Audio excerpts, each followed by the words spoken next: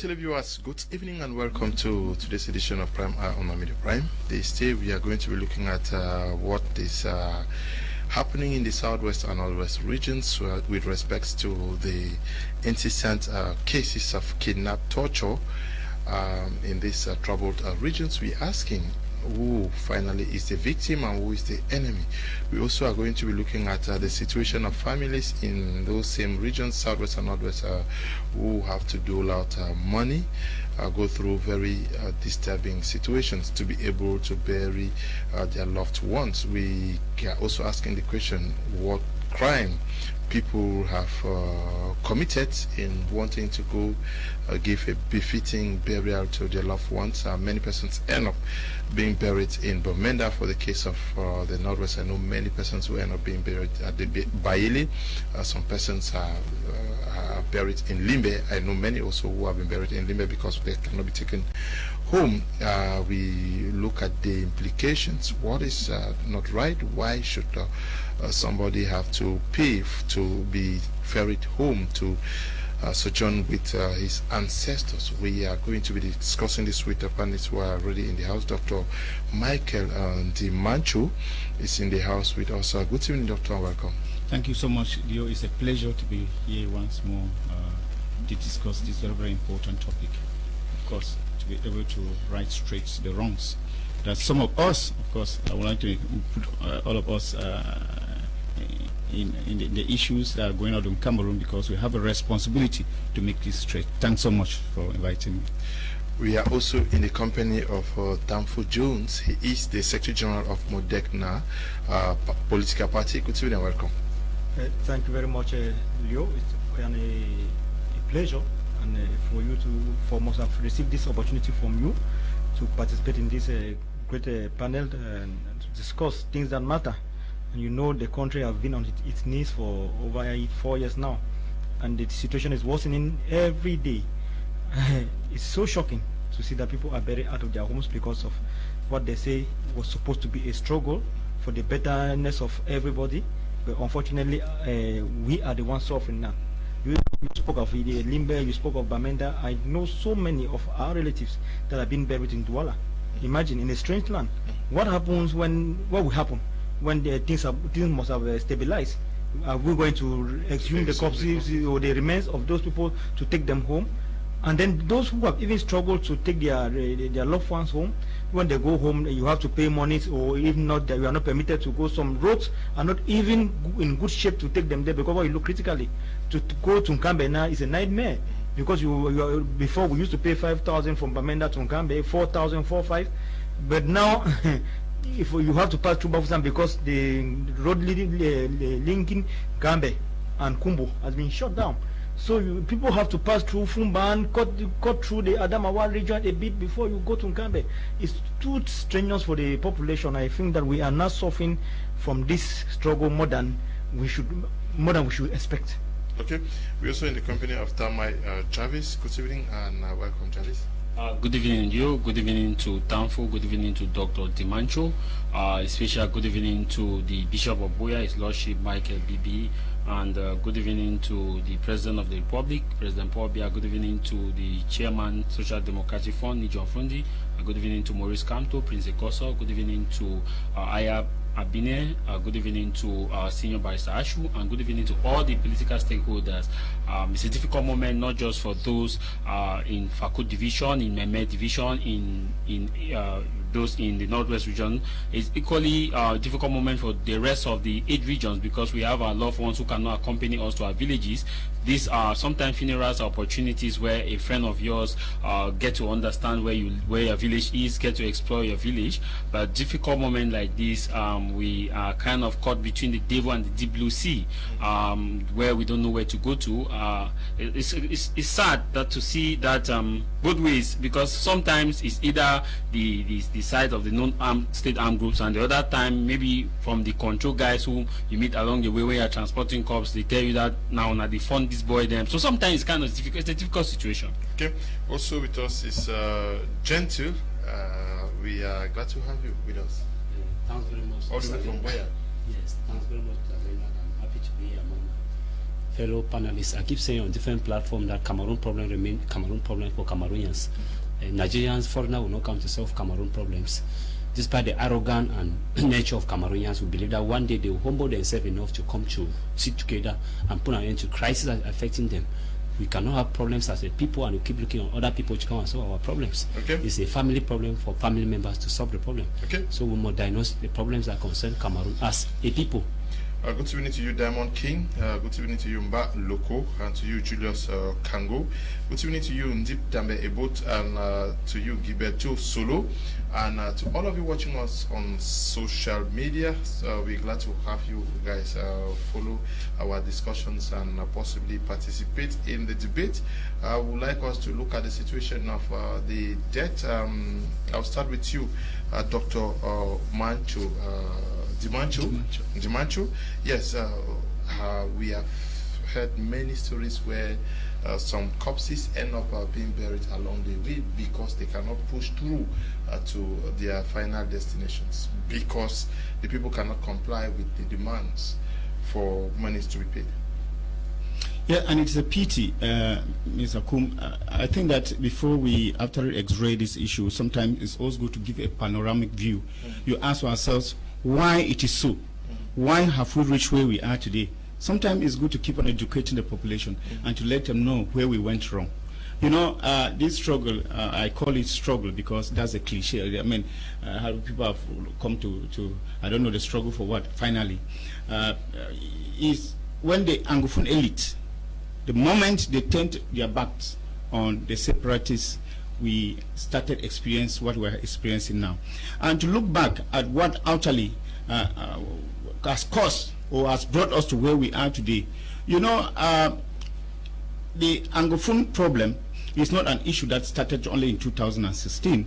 We should be able to look back, and I always like to look at it, even though it started in 1961. The historic outings of Anglophones came in 1993 with the AAC. And you know that in the AAC, one of their demands was actually the issue of the federation that we had in 1961. And of course, many people have come to misconstrue the issue of a federation, and their demands have gone beyond the able to mean that federation means they had to go for an independence, which of course is not supposed to be so, because the Western Cameroon has never been an independent state. Let us make things straight. Because if we are having this kind of demands that people are forcing us to go through these untold sufferings, it's because people think that at one moment we have to go in for self-determination, which of course was never the case. And then we went further with in 1999 with the declaration of African Commission for Human and People's Rights, which of course recognized that we Anglophones, we are a people, which of course is true. We are a people. But to say that we were colonized, it is a wrong statement to make. To say that we are marginalized, it is fine, it is true.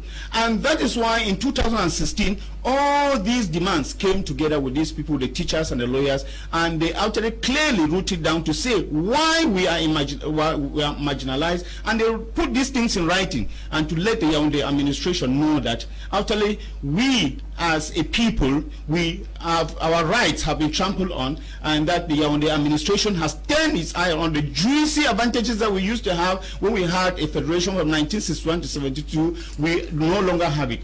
Now you realize that from 2016 up to now, the demands have been taken by those who do not actually know the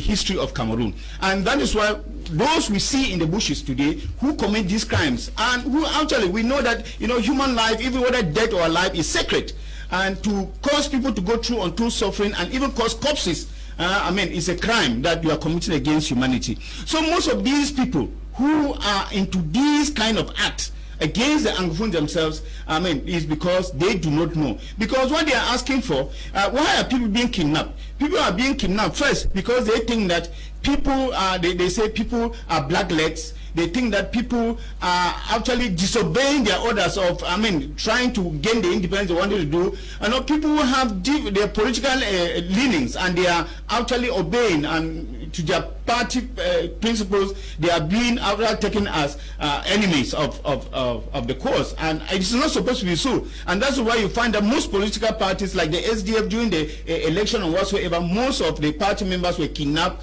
and the SDF could not even go for election in the Northwest and Southwest region.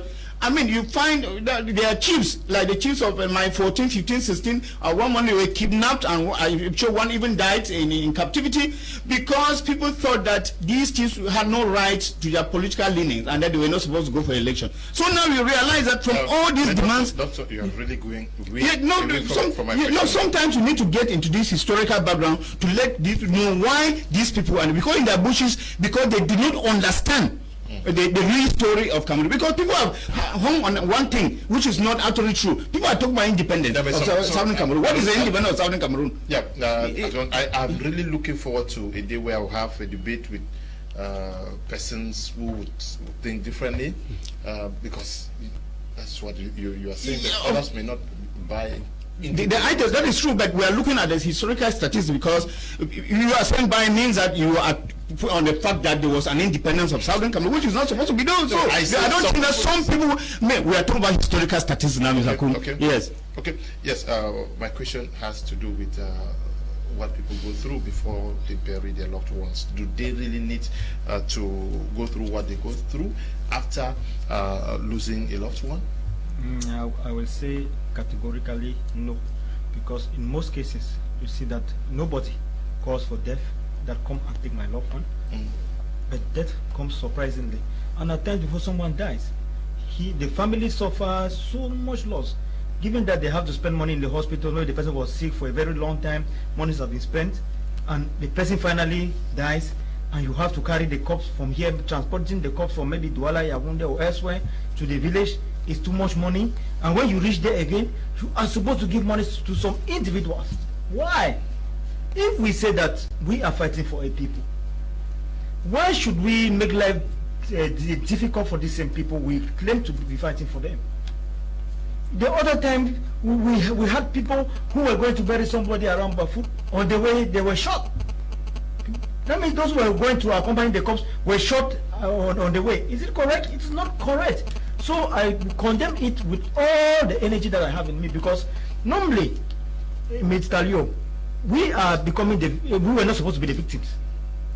If you say that you have an enemy, and at the end of the day you don't even know your enemy again, everybody becomes your enemy, then you are a confused human being. Sorry to say, because the people you consider enemy, who is the enemy now in the Northwest and the Southwest? Is it the local population or the military that the others claim that are their enemies? Because at the end of the day, the military is the enemy. The local population, enemy. The ones who are living elsewhere, who come to bury their loved one or come to visit their loved one, enemy.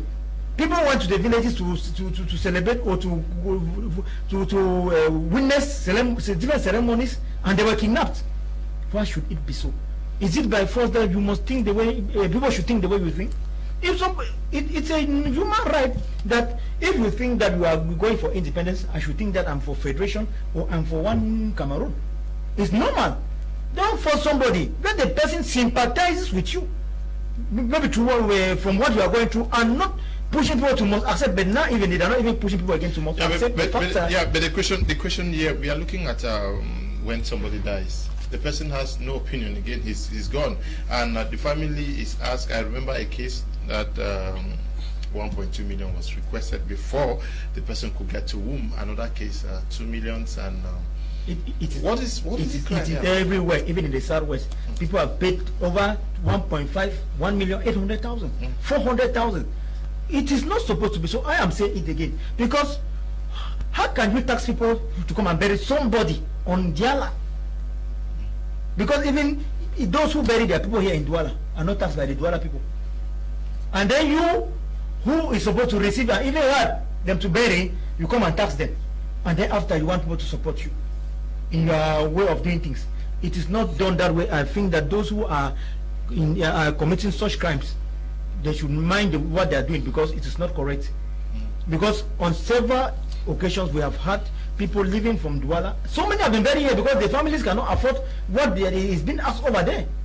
Corpses at times they stay on the way because they cannot reach their destination because of the money they are requesting. Yeah, I have attended many funerals burials here in Douala. I've attended some in Tiku and Limbe because they could not transport. Not only burials, people at times, people who die, they have their people who would have loved to go and accompany them and give them the last honor, but they cannot go because they are afraid of what will happen on the roads. Not only that, we see that roads have been blocked. Like I mentioned earlier, the road leading to Nkambe, you have to go to Nkambe, and you have to go through Bafusa, pass through Magba before you get into Nkambe. When you block the road like that, you make the distance again much, and when the distance is longer, the cost of transportation becomes long, much also. And when you make life difficult for the people like this, and then you tax them again, when they succeed, going around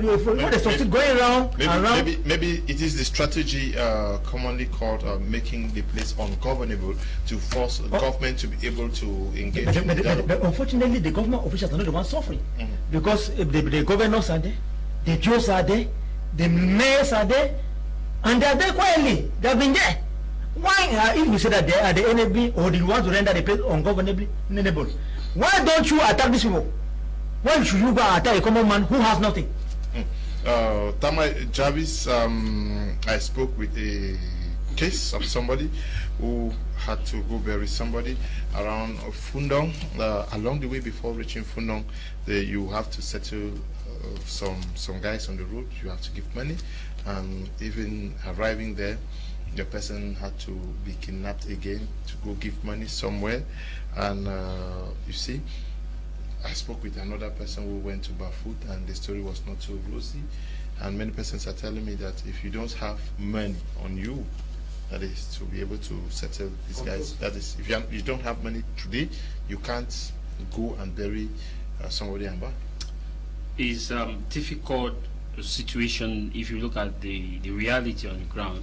I want to take us a bit internationally to look at conventions which binds war and which binds respect of the dead as far as during conflict is concerned. If you go to the Geneva Convention, which became applicable in 1929, paragraph 5 talked about, Article 8 and paragraph 5 talk about the respect of the dead.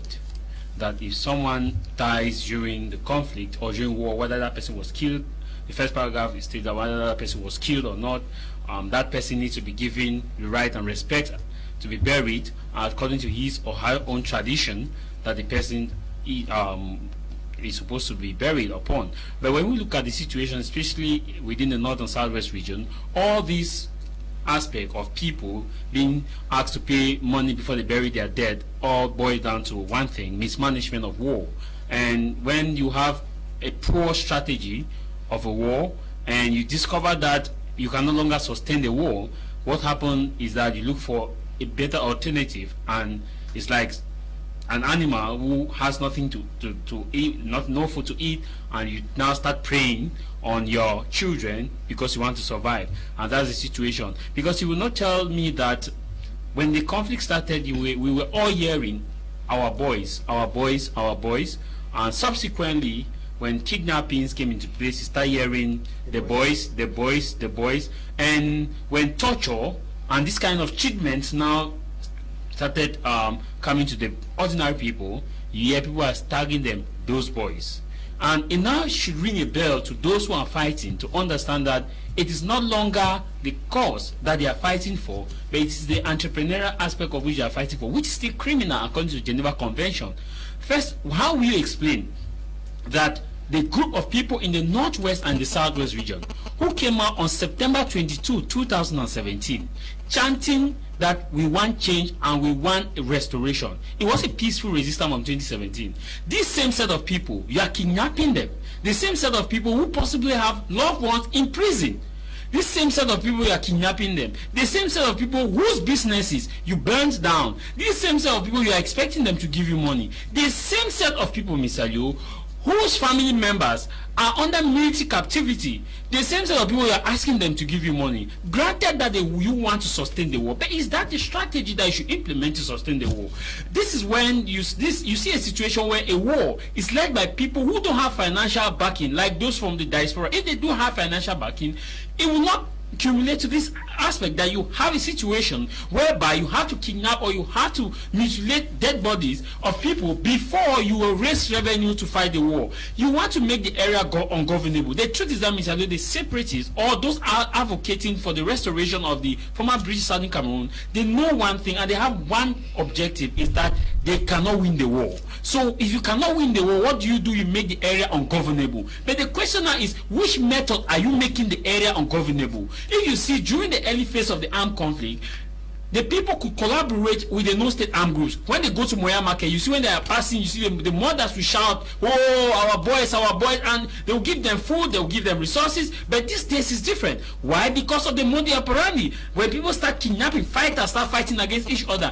It's not just happening because sometimes they want to take raise revenue, but sometimes they want to punish a certain family. Mr. Leo, a fighter belongs to family A in the camp A, and another fighter belongs to camp B. Now, if my family is coming and I am in camp A, I want to attack that to show that this is his family. I will show them that they cannot pass in this area. I command this area. So the fighters move from fighter versus fighter to family of fighters versus family of fighters. Sometimes that's how you see this situation escalate. How will you explain that? People who, like in the recent situation we have in Meme Division, where a colleague of ours, Tala, and a senior colleague, they were kidnapped. How do you explain that kind of situation where someone is kidnapped who goes to bury their loved ones, and at the end of the day you ask for ransom, and if it's not paid, you start terrorizing the person? And this is the same person you ask as a journalist to report your story as it is. To me, it's not called for. What these people need to do, they need to go back on the drawing board and ask themselves, who and where are we fighting for? We have the 5 W's and the 1 H in news writing, and they need to use these 5 W's too in this war. Who are we fighting for? What are we fighting for? Where are we fighting? How are we fighting? And for whom are we fighting? So if you ask yourself this question, who are we fighting? We are fighting the government as you claim. Then the same set of people on that road, are they the government? No. What are we fighting for? We are fighting to give these people good educational system, peace and stability and economy. But initially, my question to you is that seemingly those who are poor can no longer go back to their respective homes. It means if somebody dies in your house, you have to select yourselves, maybe 5 of you. Mr. Alio, it's not whether you are poor. Yeah. It's not whether you are poor or you are rich. Yeah, but if you don't have situation, the situation is, it's not whether you are poor or you are rich. The situation is, we have seen situations where poor people are even kidnapped in the villages, who are not going to bury their loved ones. They are kidnapped and ask for 200,000, 100,000 because they know you have a family member in abroad. We are going to talk about that when we talk kidnap. I'm talking about going to the village. Gents, I don't know, you are from Boyo. I don't know whether you have heard some of these stories and what you can make of them. Mr. Leo, before that, I want to highlight one doctor earlier mentioned. Doctor, when we talk, we made mention of federation. I'll come back to what you asked Mr. Leo. Doctor, we made mention of federation and people misinterpret it. We need to understand Africa. The English-speaking countries in Africa operate a system of government totally different from the French-speaking government in Africa. We should be clear about this. With French-speaking government in Africa, they believe in unitary, centralization. They don't believe in federation. They don't know federation. With English-speaking countries in Africa, even in the world, they practice federation. Most federated countries in the world are English-speaking. French African countries in the world, they don't know federation. Nigeria is a federated country, it's English. Canada, very few minorities are francophones. Australia and other part of the world are even America, those who practice federation are English. So the system of government operating in Africa fall under the different languages or culture. So know that French system of government, if they, like the case of Cameroon, when they say federation is a state towards secession, because the French system of government are not used to federation. We should be clear about this. Most federated countries in the world are English speaking, because federation and parliamentary system of government is an English system of government, not a French system of government. Coming back to issue of kidnap, Mr. No, not kidnap. Going to bury the loved one. Burying the loved one. We know that what is going in Cameroon, we call it a crisis, but looking into it critically and detailedly discover that they are the Bedingera, the worrying factors, the Anglophone separatists and the Cameroon military. They are worrying factors that they are at war. So war need funding, war need money. We cannot deny the fact that war need money. we'll go by saying that this separatists. So a source of funding is when somebody dies, they have to take money from. I'm coming to that, Mr. Leonard. Why are they asking the money? Sometimes they will kidnap somebody, or when somebody wants to go and bury somebody, they will, even the recent case, they even pick plus the cops. That see how serious they are. When they keep in our weapon, they will pay in more, ransom. They take the ransom to do what? To buy weapons, because sometimes they are short of weapons, whatever. All we need to know is that war need money. When it comes to fighting war, you need money.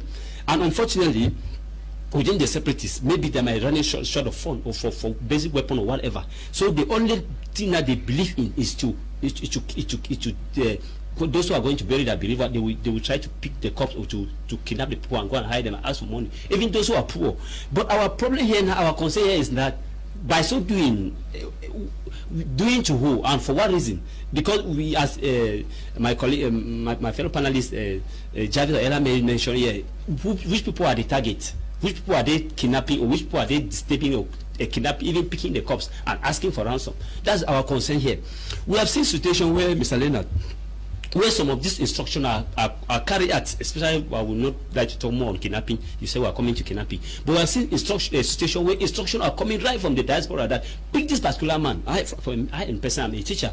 We have seen situations where instructions will come from diaspora, pick this particular teacher because this teacher is teaching. As we are talking here today, there's no teacher in Liberian division. There's no teacher in the whole of Liberian because of the insecurity they have transferred to the other region in Southwest. We have seen high instruction from high authority in the diaspora that pick this particular teacher and go and look at the teacher because the teacher is teaching. Meanwhile, we are talking about school boycott. And then we begin to ask ourselves that this diaspora whose school in Cameroon taught by these very teachers. This very diaspora whose school in Cameroon taught by this teacher, and this teacher helped them to know how to read and write.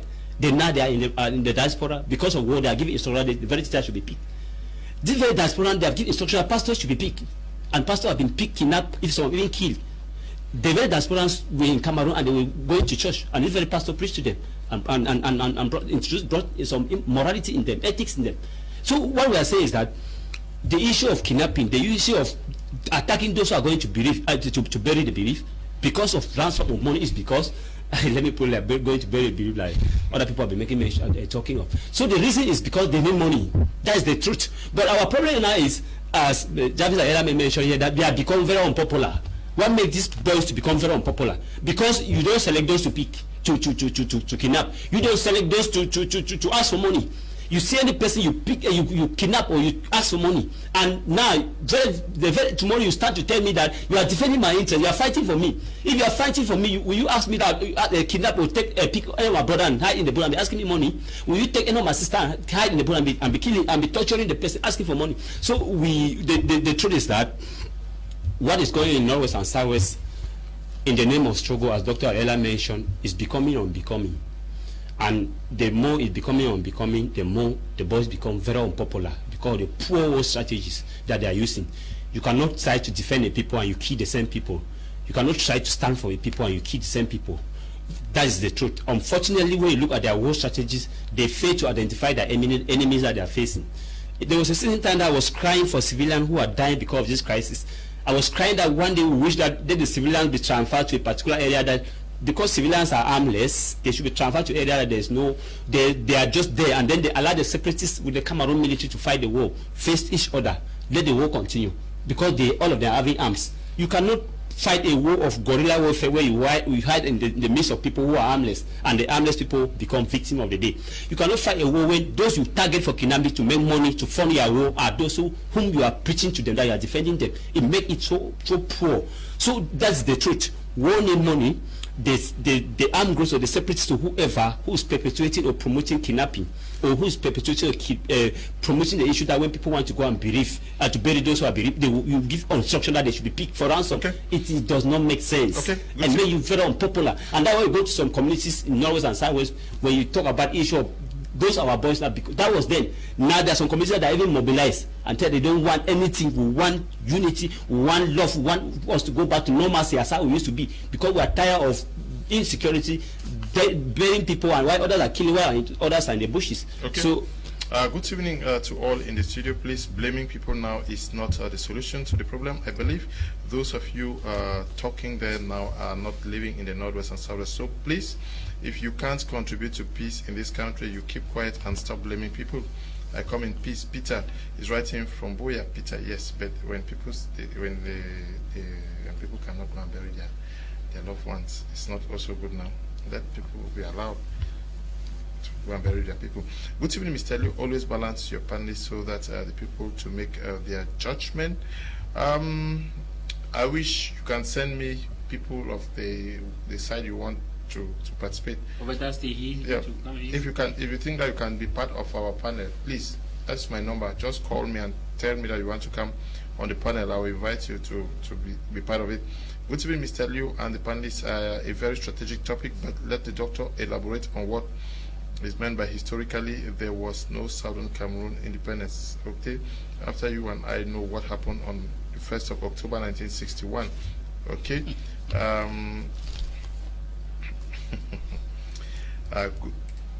Good evening, Mr. Liu and the panel. The doctor says history and has demonstrated lack of historical knowledge. Ask him, do you seek freedom only when you were free?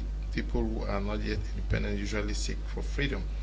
Okay, thank you. Please, when you write, you add your name and please tell us where you are writing from. Interesting, your panelists talk about killing of men of God. Who killed Charles Wesco, the American missionary in Bambui? Who killed the Ghanaian clergyman in Batibo? It is easy to call out the separatists. Good evening to you, my brother Ali, watching us from the United States of America. Glad to know that you are always watching the program. Okay, waiting for you. Good evening to you, Mr. Chofo. Julius is also watching. Now, Dr. Michael, you were talking about history, but I want us to talk more about the situation of many persons who cannot go and bury their buried. But can we make everybody to understand that somebody who no longer lives, has no crime, should not be prosecuted and made to witness very disturbing scenarios before he's laid to rest? Why not just cover our eyes to the dead, and just for the fact that they no longer live? I would like to maybe just a few seconds answer to the viewer who talked about the issue of federation or independence. I don't know what he's talking about, but let us know, and that is why I said you cannot talk about this issue and advise Anglophones who are in the bushes or these separatists without educating them on the right thing. Southern Cameroon was never an independent state. There were two questions. Do we wish to join, gain independence by joining the Federal Republic of Nigeria or by joining La Republique? There were just two questions. And the independence was not gained by self-determination. Independence was conditioned by joining La Republique. That is the thing. So let us educate these people, let us know. The issue is that when you talk about historical facts, Anglophones who are die-hard and who think that they must gain self-determination, they hate you. But I think they should know the truth. They should know the truth because it is the truth that will set us free. Yes, don't go on fighting for what was never. If you want to create something new, fine, it is good. Create something new, but don't talk about something that rely on something that never existed. You cannot bring in something ex nihilo and you want it to be and give it flesh, incarnate it. You cannot. Now coming back to your question, Mr. Lo, I think that the issue of stopping that somebody who was a militant of the CBDM dies, or a policeman, or whosoever, say because of this you will not be buried, and if you have to be buried you have to pay this. How, if we as men can put these conditions, imagine what Satan or God will have to put when we die ourselves. There is something I would like to say. When you find somebody at this level where we are with this crisis, you know that the crisis is already getting to its desired end. Because when you should flex Moses with a dead body, it means that you yourself is dead. You are dead. Because you don't fight a dead person. When you fight a dead person, it means that you yourself, you can only be a dead person to fight with a dead person. How does a normal human being put conditions on the corpse? That is what we don't understand. And that is why I said sometimes it's good to let them know. Because we are coming at a level where these guys are really desperate. You know, they started with this thing with ghost towns. After ghost towns, now they started stop schools from going. After they stopped schools from going, they knew that things were still moving. They went into assassinations. After assassination, now they went into issues of kidnapping. Now it's the issue of corpses that they are stopping people from going to bury them. So now you see that we have reached at the apex whereby issues are actually coming to their desired end. Either it is a crisis that is coming to their desired end, or those who are orchestrating these things are already seeing that they can no more go further. They have reached the end of the road. They have reached at the end of the road, and there is no more going further. And that is why we take the opportunity to advise them. Because, I mean, you cannot claim to be fighting for somebody and then you at the same time you are killing the person. It's like shooting yourself on the foot. That is the issue. Because if you value your people, because we in Africa, we have values, we have traditions, you know, like Mr. Jenkins said, we have our own traditional values whereby you cannot claim to be somebody of a different tradition. Imagine somebody who comes from a particular part in the Northwest region, and then you find a corpse that sometimes in African tradition, we see a corpse be sacred. Because most of these people die, some of them are what we call ancestors. And you know the rules of ancestors. You stop them the way, take them to the bushes, and you keep them because you want a ransom. A ransom for a dead person. I mean, I think that to me, that is foolishness. I don't know, only Shakespeare can express this kind of ignorance that people have. And then you want people to pay you money to release the corpse. I mean, you see the attachment that the people have to their corpse. It gives you reason to believe that culture and tradition is something very important. They will not. They abandon you with the corpses.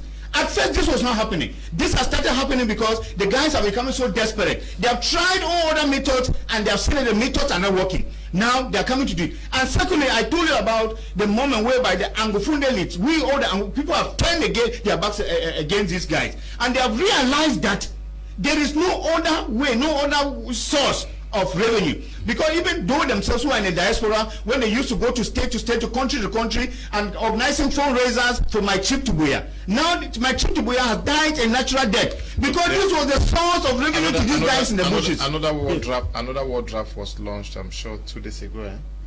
Well, that is already going to happen. That I need to see the way people are cold about it.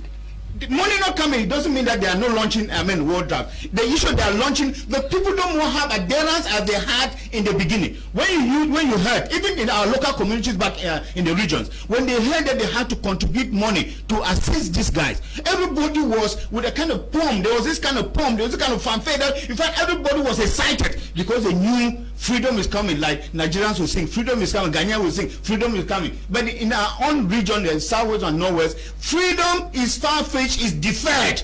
We should understand that freedom is not coming, and people have turned their backs against them because of this issue. And that is why this desperate move to have money at all costs, even money on a dead body, money on a corpse, I'm telling you, is the greatest ill luck that these guys have ever manifested. And I'm saying it and clear that when you want to fight a war and you fight with a dead person, it means that you yourself are dead. Let them consider the fight is dead.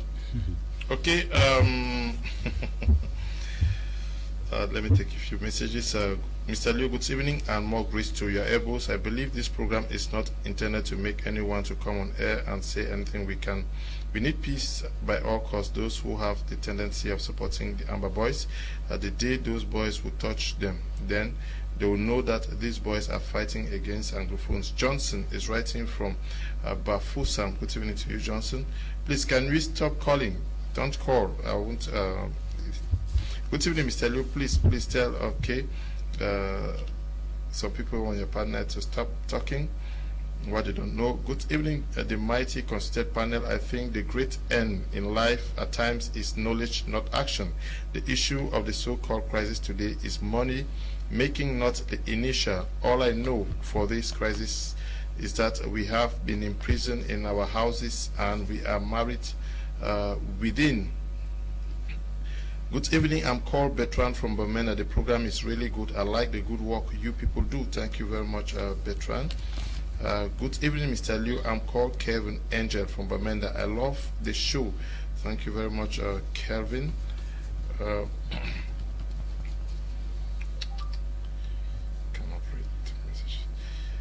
Mr. Leo, good evening. We are in a war. Everything goes. My brother, okay, in white, so you think a dead person's life is more important than somebody who is alive? Please, we are becoming hungry and myopic, okay? This one says, Mr. Leo, good evening, greetings to your panelists. I really wonder why we still take time to talk about issues we know already for 5 years now. The point now is how to get out of the struggle. As you said, the DO and SDOs are still on the ground and they keep ensuring that government that is all is well. What we need to hear now is how and when the dialogue is going to take place in this country. Kingsley is writing from Mara. Good evening to you, Kingsley. Mr. Liu, ask your panelists if there is a holy war. Mr. Liu, invite the separatists and those who believe in ending the marginalization. Okay.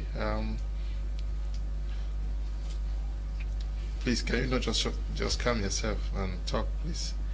Good evening, Mr. Liu, and your panelists. If you are looking for the solution of the Anglophone problem, please attack the problem, not persons or persons. Valley is writing from Limbe. Okay, yeah, some persons are saying that there is no holy war. Why not? I don't know where on earth where people are fighting and the corpses are taken hostage for people to pay, or the persons who are going to bury their loved ones are asked to pay money before they are buried. Yes, I agree that there's no. Maybe the Cameroonian situation is different. I agree that there's no holy war, because I'm one of those who used to say that there's no morals in war. In war, anything is possible, but at this stage, I think, as Tama Jabs earlier said, that we should know whom we are fighting for. We should know who we are fighting, why we are fighting, and how we are fighting. Because when you look critically and when you listen to messages coming from the Northwest and the Southwest, you realize that if we want to dig deep, we say that we have so many fighting factions. We have the government forces, we have the separatist forces, and then we have thieves in the middle. And some of I am convinced that some of these atrocities, kidnapping and ransom demands, are being done by thieves. Why? How will you explain it that, Mr. Liu? For the past 4 years, the guys who are vying for separation are still operational. Because when we look critically, we realize that none of these voices, as it is commonly said, are from mass. None of them. There are people who live in communities that the community knows them very well. If the community has not yet turned their backs on them, it means that there are still some who are of good faith and are recognized by the community as fighting for a genuine cause. That we should put in mind. Because we have seen in communities whereby people gather, beat out some individuals, even took them and handed them over to the administrators, that this is an amber. But in those same communities, they still amber, and there are still amber camps existing in those same communities. It means that the bad ones are delivered to the government or to the official or authorities in place, and then the good ones are kept. Now, how can we distinguish from the good ones and the bad ones? That is the question. If at all there are the good ones existing in the villages or in the towns, and there are bad ones existing in the towns, now why is it that the good ones cannot eradicate the bad ones? Because they say they have much powers, even spiritual and mystical powers to see things. And the military presence too there. Why is it that it cannot eradicate all this disorder? Because the military was sent there to make sure they secure people's lives and properties. Now the life is not even secured again. Properties are not even secured. Even the debt are not even secured. Then why is the military there? Why are those who say that they are fighting for the liberation of a people there? Why are they there? If they cannot help the situation in any way. Because at times we can be this blame should be shared. The blame should be shared. So at a given point in time, I don't think that people should suffer when they want to go and bury their loved ones. Because when you try to take money from somebody who is bereaved, it's like pouring acid or what they call vinegar in somebody's womb, which is so painful. because you cannot be in pains, and you are gathering money to see how you go and maybe fit people who will be mourning with you, and you go on the way. Because before you reach your village, we talk about people who are waiting for you in the village where you are going to. But we forget about the controls, the different controls that are on the way leading to the village. Because as each control you have to settle before you pass with your cops. And you don't only settle the voices. The military also are there asking for their own settlement. As I read the write-up on the social media today, which shook me. That at times you see a control post, 500 meters later you meet a military control post, and 500 meters again you meet an amber control post. It means that there's some sort of cohabitation. What is happening when they are demanding for this money for people to be buried? Where is the military in those villages? Because they are supposed to be there. Where are they? Does that mean that the people who are asking for the separatists are the one ruling? I think that some of these things, these people should give us report so that we should know what is really going down on ground. Because if you must go to the village and bury somebody, you have to settle those boys. Then it means that they have taken over. The military should be able to make sure that things go on in villages the way they are supposed to. You have your person to go and bury, you are bereaved, you have to go and bury somebody who is dead. You should go and come back as you went, and not going and coming back crying. Julius Chofo says, Mr. Liu, real Amber soldiers do not have the time or need to kidnap. They are funded from the diaspora and they spend their time training and fighting. War is a perfect playground for criminals and infiltrators. Okay. You say Dr. Dimancho is wrong about Southern Cameroon's had and still has the full right to self-determination. The issue of joining was promoted by our own leaders. No one forced us to join. Mr. Low, I wish that one day I wish that you should have chance sometime to invite some panelists, mostly historians and legal minds, to highlight on history of Cameroon in the 1960s. Because this has become a problem among some people who have been misled. As doctors say, and then somebody is saying that doctor is wrong. It is very clear that on the 11th of February 1961, there were two personalities, Django Frontier of KNDP for reunification with the Republic of Cameroon, and Endele of CPNC for integration with Nigeria. Two. Normally there were three options. There was a man called, politician called PM Kale. He had a party called Cameroon United Party. But his option was independent British side in Cameroon. But it was rejected by the United Nations Organization. Yes, because UN had earlier sent a commission to the then British side in Cameroon, to the North and Southwest. UN sent a commission to check North and Southwest by then in 1960 to see whether economically they can sustain as an independent state. But the commission came back with a report that North and South were not economically viable to sustain an independent state. UN say, okay, Britain, because British side in Cameroon was a trusted under the British. The British say no. UN, this territory is not economically viable to sustain an independent state. Don't give an independent because they will depend on me. So now the option of independent British side in Cameroon, introduced by PM Kale, supported by people like Fonachiri and Bill Bafoot, was rejected by the United Nations Organization. The only two options now was frontier for reunification with the Republic of Cameroon and ended for integration with Nigeria. At the end of the Saturday, 11th February 1961, Frontier had a landslide victory for reunification with the Republic of Cameroon. Many people voted that British side in Cameroon to so the independent, it was very clearly stated that the option said that independent in reunification or independent in association, not independent first before reunification. Because people are still misled and no. There was nothing, it's just like they bring it, they say, Janet and Mary, you people are going to be called, let's put it, James and John. You people are going to be called husband if you people are married to somebody. British side in Cameroon, they say that you call you independent in reunification or independent in association with Nigeria. Because people are still saying that British side in Cameroon are independent. One of the characteristics of an independent state, there must be a flag. Yeah, I think we are going to. I wish that sometime, because we are going to discuss we're on platform to educate people. Yeah, yes. Not today, please. We are going to discuss that. I wish that.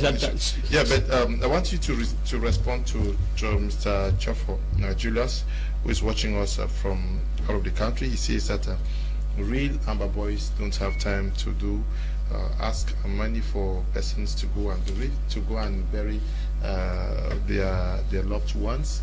But have information about what happens in some of the villages. You have been to the Amber Boys informed? Before I answer, maybe we are not really informed. Before I answer that question, I want to. Somebody talked about in war that there is where in war there is no standard. I want to correct that. We are used to in war, yes, anything goes. I want to correct that. I am one of those, and I'm sure we all are one of those when we say when the military gets a separatist, don't kill, take that person to the prison and let that person live at the time when they should be judged. They should be judged. So we have still been those people condemning the killing of military when they are arrested by the separatists that don't kill them that habitually. Now, every war has a standard. Let's go to the Geneva Convention that the separatists and the government keep singing, because sometimes when it favors the government, like in Gabu, they talked about conventions, Geneva Conventions. When students were killed in Kumba, we had Geneva Conventions. And when Gabu we heard the separatists talk about Geneva Convention. Both sides are quoting conventions. And this same convention, let me go to Geneva Convention, 1929, Article 4, paragraph, the 5th paragraph of the of the convention read on the issue of the dead that we are talking about here, that the dead are honorably interred. And Article 76, 3rd paragraph of the same constitution, it talks about that parties of the conflict shall further ensure the dead are honorably interred, if possible, accorded the right of the religion to which they belong, that their graves are respected, grouped, if possible, according to the nationality of the deceased, properly maintained, marked, so that they may always be found. So when we are talking about the fact that war has no rule, it's wrong.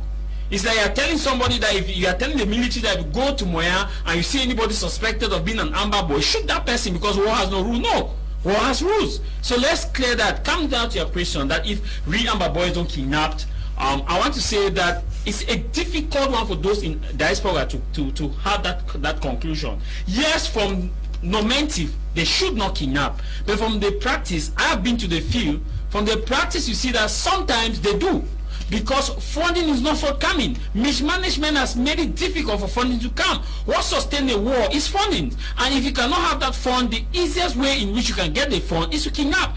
Kidnapping, we heard Ayabacho some time ago came out powerfully and denouncing kidnapping. Ayabacho said you people have derailed, that you people are kidnapping. People should stop the kidnap, stop the harassment of civilians whom you ought to protect. So we should not go by this connotation by just saying that, hey, it is all greener over the fence. No, there are serious issues, and we have issues as far as this conflict is concerned on the field. These issues must be addressed. Like I said before, I see a lot of people talking with emotions. That no, especially those from Facebook talking with emotions. People are talking this, people are talking that. The TV here is located at Fengu Jombange, Bonamusadi. If you feel like you want to talk and you take responsibility, you come and talk. We should not derail because one emotion. Let's go to fact. Mr. Alo, the truth here is that there are two parties or three parties that are involved in this practice. One, the state groups or the state military. Sometimes when you go to bury the dead along the way, families who are going accompanying this corpse, sometimes they have difficulties, because after the driver settles those controls, sometimes in these remote villages, like in when you are going to Bonge, Jones talked about the fact that he got an article of 500 meters amber, 500 meters. It's along the Wumba foot stretch. Is that there are only eyewitness that along the Bonge road, when we had to, there was a documentary we went to shoot. We went to shoot in Bonge road. When you pass Akake, there is a military. You go a bit further, you have an amber control. You want to reach Kombone, you have a military. You want to go, and they know that this is existing. So my plea here is that we should understand that until we are realistic as of who we are fighting for, as I earlier made mention, who are we fighting for? We are fighting for who? For the common man. Why are we fighting? We are fighting because we feel like we were marginalized, we were oppressed, we feel like Article 1608 was not respected, we feel like maybe the commission that was sent by the United Nations to assess whether Southern Cameroon was viable for independence did not give the right information to the United Nations, and that's why we are, and that's why we are fighting. Where are we fighting? We are not fighting at the road from innocent civilians. We are fighting those we call occupiers. Who are the occupiers? You identify the occupiers. In case you see that someone is against you, then there's a way you can handle that maturely, and you handle that in a way that you gain sympathy. Mr. Lo, in war, when you attack the common man, you are in trouble, because the common man may not go and report you directly, but the word that common man may use in the Karifu may pass that message to an enemy that he's there, he's hiding there. Sometimes you hear a lot of complaints. I hear people saying that no, these boys are receiving support. It's a lie.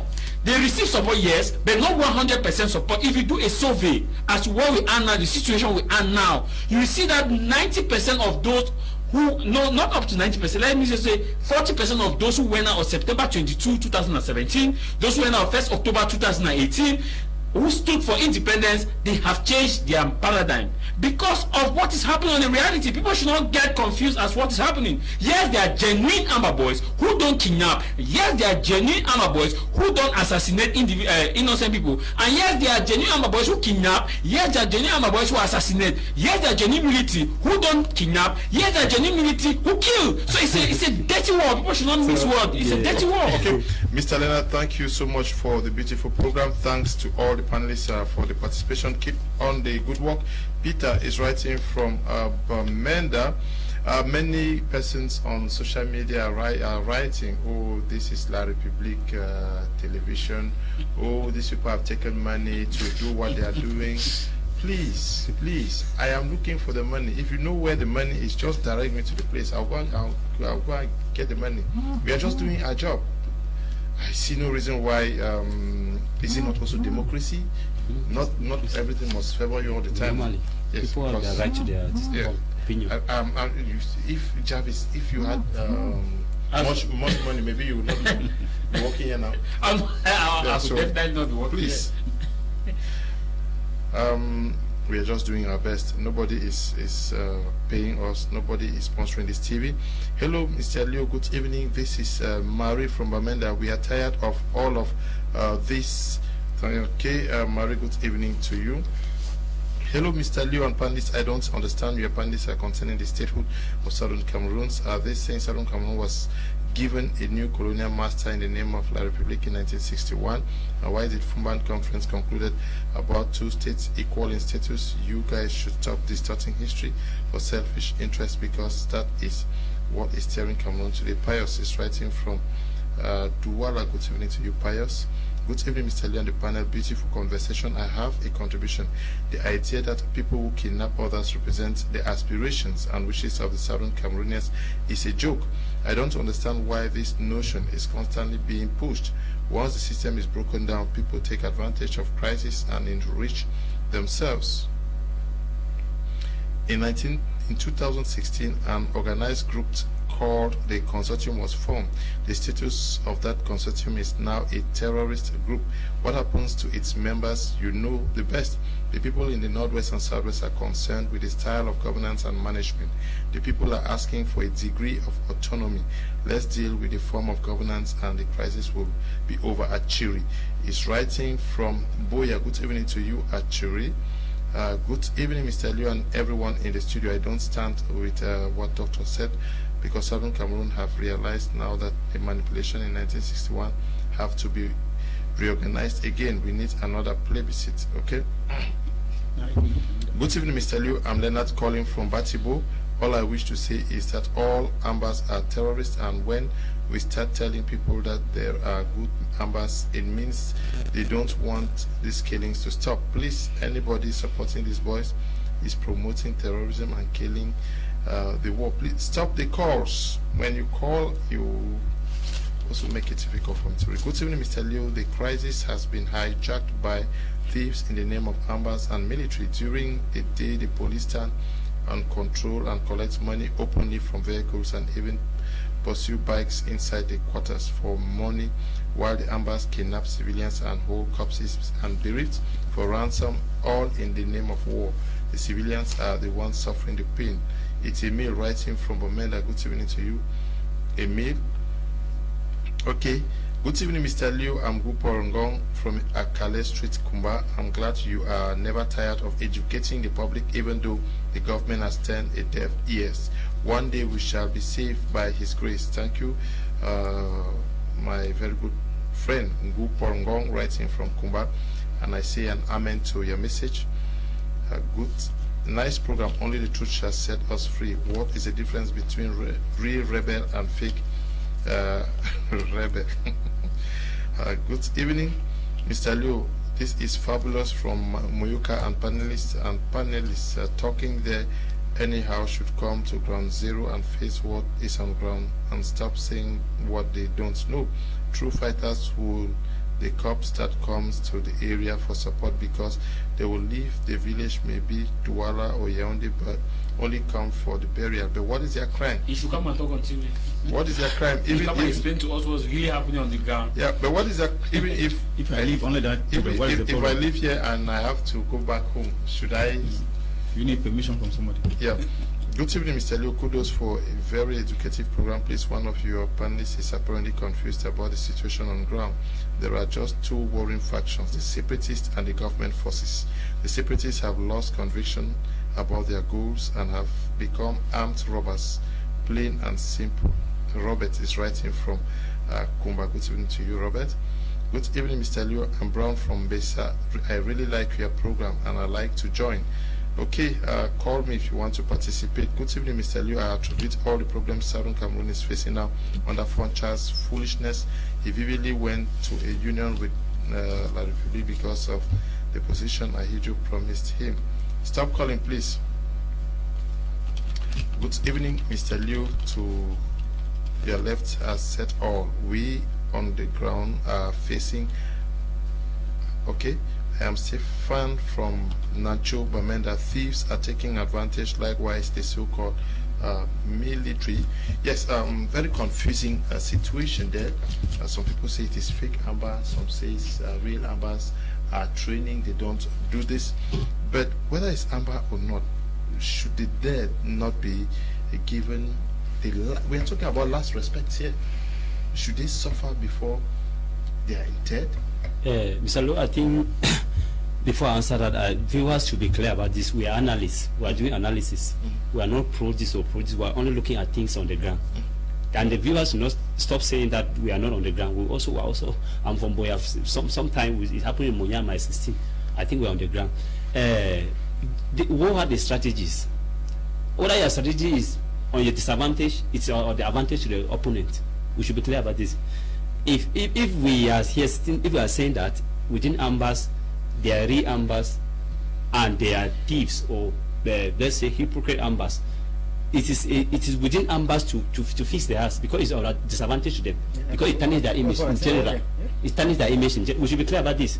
If ambers within themselves or the separatists within themselves are unable to clean their house by saying that or if they are claiming that they are original separatist fighters and they are fake separatist fighters, therefore they need to target the fake separatist fighter and clean them so as to clean their image, because so far as the fake separatist fighters are there to tarnish their image through kidnapping, through killing, through stealing and looting and many other things, it is for their own disadvantage and advantage of the enemy or the other worrying factor. I think they should be clear about this, because people should not say that we are just saying because we are on the ground, they are real fighters, and they within themselves they should reorganize themselves and make sure that they should first target the enemy within them, because internationally or nationally people are saying that generally ambers are kidnappers, and if they are within them that they say that they are original or the real ambers or the real separatists should sit and reorganize and fight those who are tarnishing their image, because no matter what, the opponents or the enemy or the other worrying factor will take that an advantage. I think we should be clear that I either say that we are just here talking like analysts, because we are also from Northwest and Southwest, and we have parents who are living in these areas and poor parents for that matter who are suffering. Some of their farmers. There are some situations that, as one of my panelists earlier mentioned, there are situations where a poor farmer will go to the farm, and then people will target that poor farmer not because the poor farmer is rich, but because they had gotten information that a poor farmer's son is living in Dubai, in US or whatever. they now go and pick that poor farmer and they kidnap that poor farmer and keep the poor farmer somewhere and mount pressure until the information will reach Dubai or America that your mother is under somewhere has been kidnapped.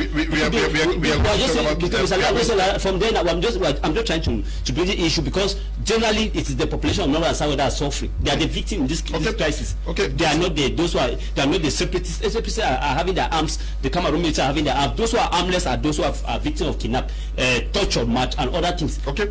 Mumu includes good evening to you, Mary Mba, and to you, Sangong Franklin. You say, yes, Mirimba says, shame on you guys. Mirimba, thank you for the insult.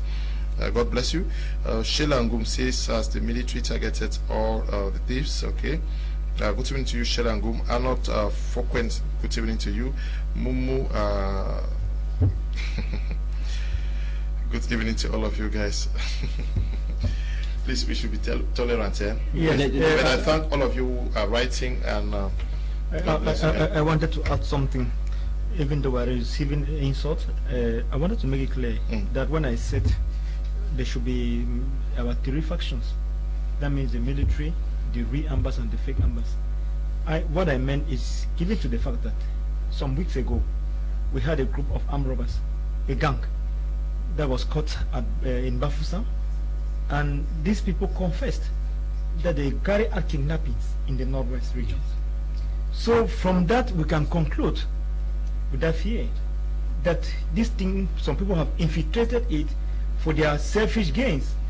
And now at times you will sit and think that maybe Ambas are doing the kidnapping. Meanwhile, you can have your enemy, somebody who knows much about you or whom you have had some problems with in the past, who point our fingers to some armed robbers that go and take this man. Okay, we are going to move on to our second topic for tonight, which has to do with the kidnappings already. We pray that those who are making life very difficult for those who are bereaved to also consider them. There is no need, that's not part of the war, to ask for the persons to pay for going to bury their loved ones. So really we know how difficult it is to organize a funeral out here in Douala. You spend a lot and you still have to go and spend. I think there is need for a reconsideration for this people here. I'm doing this topic today because many persons have written to me asking me to talk about it. Good evening, Mr. Liu. I'm Romanos from Douala. It's time for the common man to stand up for their rights because neither the military nor the Amber Boys is protecting the common man. If they keep on keeping silent, then they should prepare for more kidnappings. Okay, our second topic has to do with the kidnappings proper. I'll start with you again, Dr. Michael DiMaggio. Particular persons now are paying a price for being who they are. For example, if you have children out of the country or you have money, you have to pay a price for that. It's a pity. It's really a pity. And not only that, if you had problems with somebody in the past, you are using now the issue of the Ambazonian to settle your scores with the people, even family members. You know, we have had issues whereby people have gone and reported orders. I was in Bamenda a fortnight ago, and a young guy was telling me an experience how he settled in Bamenda, and immediately he started being prospering in his little business that he set up. It was only his own neighbor. He went and reported him to the guys to the Ambas, and they came and took him out without asking any question. He went through torture, and of course he had to pay ransom, pay money before. So you see that we are being betrayed by our own. Maybe you find some people who are not industrious enough, who are not hardworking, and because of jealousy, they go to the Amber. So now we are asking ourselves whether the Amber camp, the separatists, are they a source of liberation or they are a source of finite suffering or suffering of our people? And the issue of kidnapping has become a rampant issue that we didn't expect it to be, because if they think that they are going to govern the southern Cameroon, as we call it, then they should be able to have something like a court. I mean, a court that should have judges that make investigations. Because what I realize is that immediately you are reported to them, you are taken away, and without questioning, you are taken for gospel truth. And again, we keep on blaming what we call La République, and we are blaming their kind of law, because in the kind of what we call the civil law, you don't prove your innocence. I mean, you are a criminal. I mean, when you are taken to court, you are considered as a criminal. It's not like our own law, the common law, where you are proven guilty. I mean, you are innocent until proven guilty. So I think that the embassy should show the difference, because they are talking everything against the La Republique and the injustices they have suffered and whatsoever. Now we are asking whether the injustices should be compensated by the kidnappings and the huge sums of money. And what is startling is the kind of money, the sums of money these guys they ask. And you are asking yourself whether you need to sell somebody, a human being, before you get this kind of money to settle them with. So is it the kind of independence? Is it the kind of independence that we want? Independence that we gain on the suffering, on the sweat of our fellow citizens, our fellow brothers and sisters. That you hear that somebody has a brother or a sister abroad, and then you know that this is a source of having money. And let me say that most of these kidnappings are being orchestrated or are being tailored, are being actually advised by those so-called leaders of the different Ambazonian groups or the restoration groups or whatsoever. You know, they sit over there in Europe and America, they order these guys. We have had confessions of guys who have deserted these groups in the bushes, and then they have come out and I mean, they reported, they reveal how they had gained a lot of money from kidnapping, but the money was not theirs, but the money was commanded by somebody else. The way their act was being commanded by somebody else, and they didn't have any share in the booty. So I think that you realize now, you see that most of these guys are being misguided. They are being misled in what they are doing. But we are asking them to be able to take their destiny into their hand and be trustworthy. Let the Anglophone cause, if it actually is a cause that is ordained, let it actually have an honest proceeding in it. Okay, good evening, Mr. Liu. It's Marco Solo from Bamenda. My contribution is this: to cohesion to be revived, the government needs a political solution that will encourage the active English minority to turn away from secession and drop down their weapons. Anglophones are tired of lip services slogan. Our problems should be treated fairly. It now or never for the government to call for a genuine dialogue, and the form of the state must be on the table. Look, the government should avoid compromise cohesion in the name of national integrity, because that is the word mostly used by government representatives and civil servants. Okay. Mr. Liu, good evening. In Mwa subdivision, the civilians are suffering from the hands of the Mbororus. They come, loot properties, burn houses, kill, etc. Just last week, 22 houses were burnt. We are suffering. Oh, it's Gilbert writing from Mwa. Good evening to you, Gilbert. Good evening, Mr. Liu. As for my point of view, you guys receive all these insults because you guys take sides and you never make a show talking about the casualties of the military. Both sides aren't good, but we hear just about what the separatists do. Greetings from Big Fish in Bamenda. Please, Big Fish, let me make this very plain.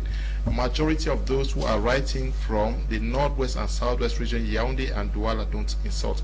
Those who are insultive are in the diaspora. Please, just those watching from the ground, the majority will not insult. The insults are on Facebook, on social media, and they are in the diaspora. But it is also their right to insult and to say whatever they have to say. It's part of democracy, it animates the discussion. So we are not enemies. We remain brothers. No, I am their brother. All of us here are brothers and sisters. So it's just a debate. But now let's look at, we stay with the kidnapping.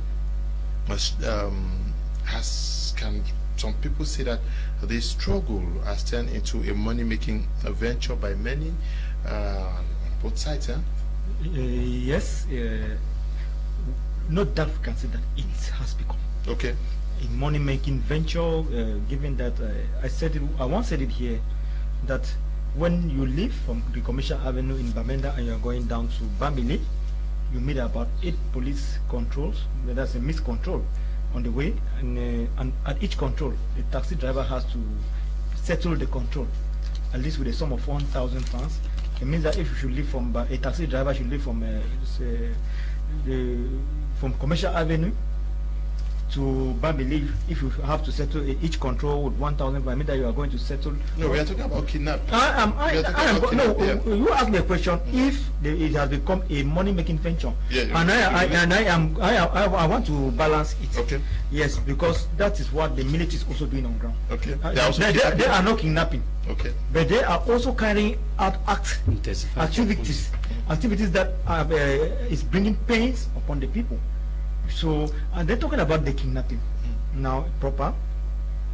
Mr. Leo, you see, it is a very sad thing to know that those people look up to yesterday are the same people who are making lives very difficult for the people.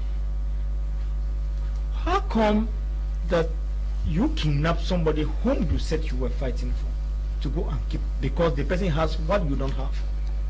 At the early stage of this struggle, I was opportune to meet the lady who was kidnapped, taken to the camp for questioning. Fortunately for her, she was released after. Somebody who was asking her out for an amorous relationship and whom she turned down decided to report her that she is going out with the military men so as to tarnish her image so that they should destroy her. But the people found out that the allegations were against her were not true. So what I'm trying to say is that there is jealousy and score settling in this whole thing. As Dr. Dimancho earlier said, that people who see you that you are succeeding more than them, they will go and report you to those boys that this man like this has money. So you think that where do they have the information that these people are coming from Douala to here in this in their convoy? They have people like this of this magnitude that should have money, that build them. Because when you look critically, they tax people according to their capacities to pay. They don't tax people the same because they know your capacity. They know that if at this people 400,000, it can come out. These people, they have friends, they have the journalists, they maybe who may have contacts. Just look at what is happening. Even journalists are being kidnapped. Why now are journalists kidnapped? It means that if you go to cover an event or to cover something or to find out information or carry out what we call a documentary, you will be kidnapped because you went to find out the truth from the source. And when we come and talk, they say that we should go to the source on ground to see what is really happening. When we come on ground, so that they will kidnap and ask for money. Journalists don't have money. People will stop kidnapping journalists. Yeah, our colleague was kidnapped 3 days ago in I think two of them are in captivity. Yeah, then another friend was kidnapped 4 days ago along the barefoot stretch. So many that we know. So I'm after which the lady of Boya who was with the CRTV was also kidnapped some time ago. So I am using this opportunity to tell them that journalists don't have money, please.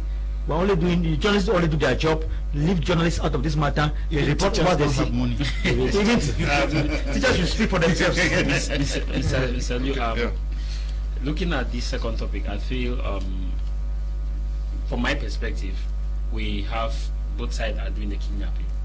Because if you look at the legal, let me start with the side of the military. If you look at the laws binding Cameroon, the law binding Cameroon states that you have a presumption of innocence until you are proven guilty. And in circumstances where a person is adopted without a warrant of arrest, is held incommunicado, is not granted access to see the lawyer, by default in the normal panels of the constitution governing Cameroon, and equally in the laid down principles that govern the national security of the nation, it is termed as kidnap as an adoption, because there is no way where you can get someone arrested.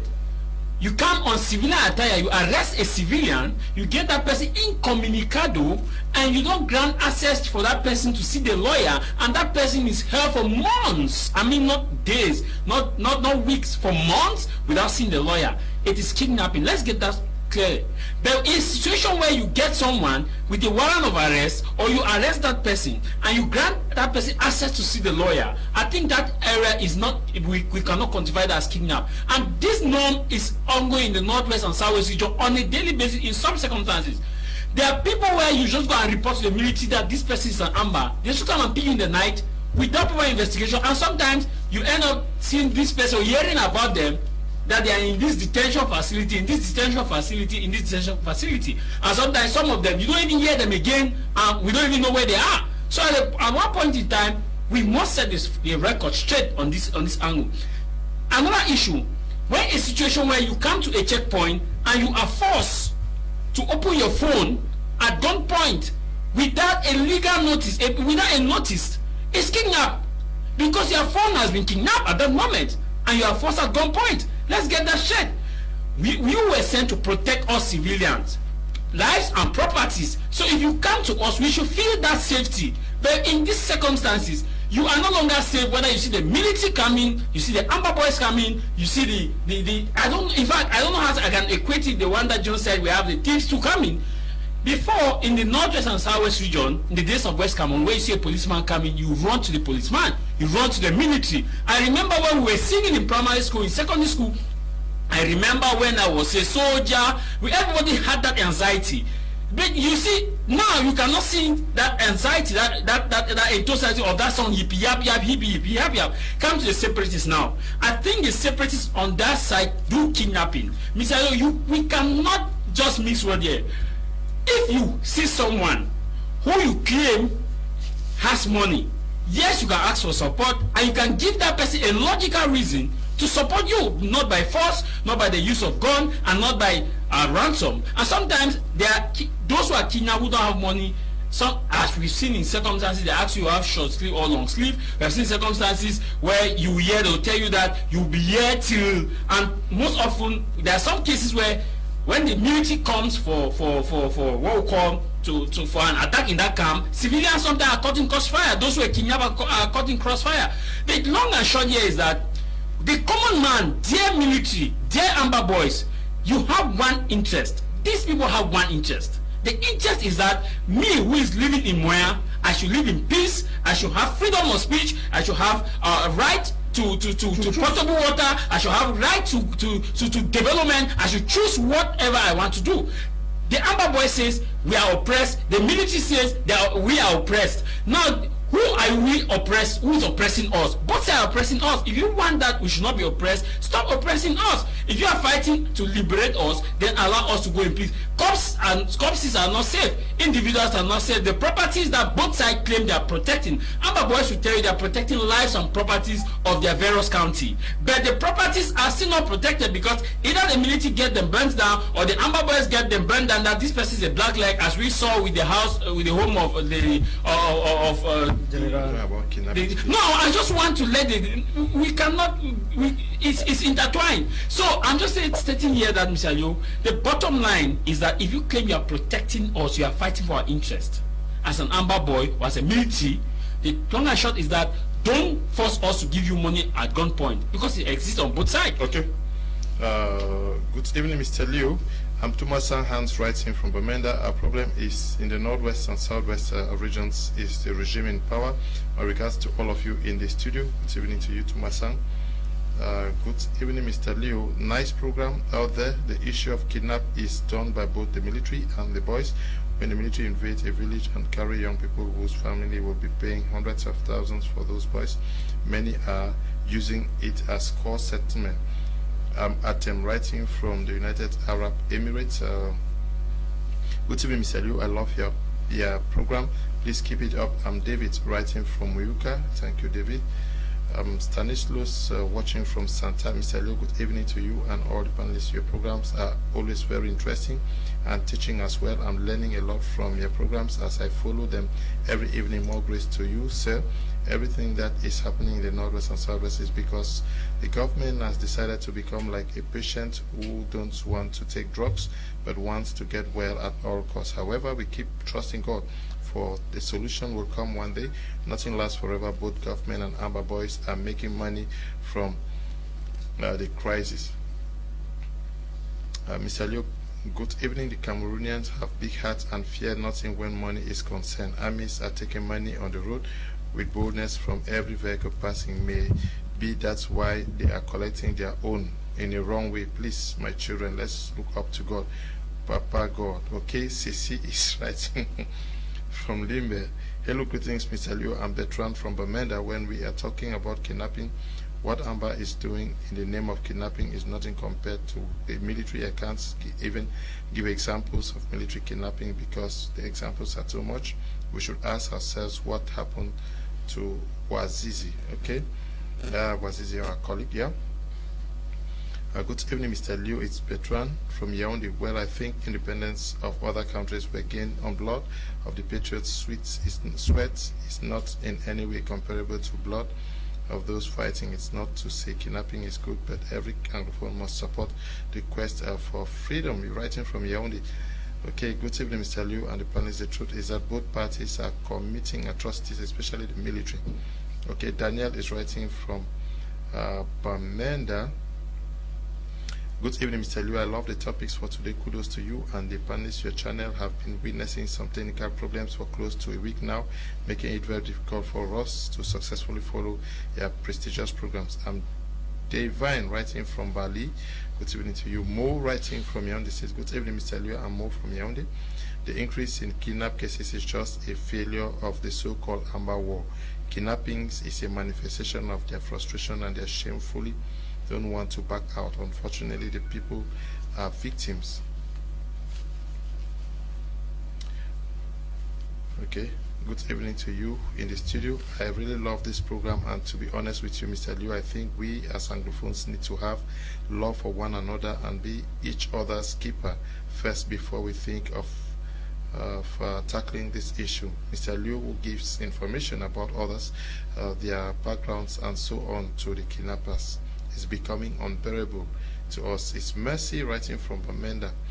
Yeah, those who give information are still Anglophones. Good evening, Mr. Liu. I'm Francis from Bamenda. Please let's not forget that when the military take away any person without knowledge due to procedure is kidnapping. I wish you talk about the burning of houses in your program. Okay, I'm sure I'm going to do this. Good evening, Mr. Liu. Fabulous from Moyoka again, talking about holding that body when they are brought to the ground zero. There is this ideology that you must support your local government area. Yes, but when somebody dies, what is his crime? Many have fled for fear of their lives, and then the economy of a town like Bamenda and other areas, especially in the night, is actually not good because everybody wants to flee home before 8 p.m., especially those who have vehicles.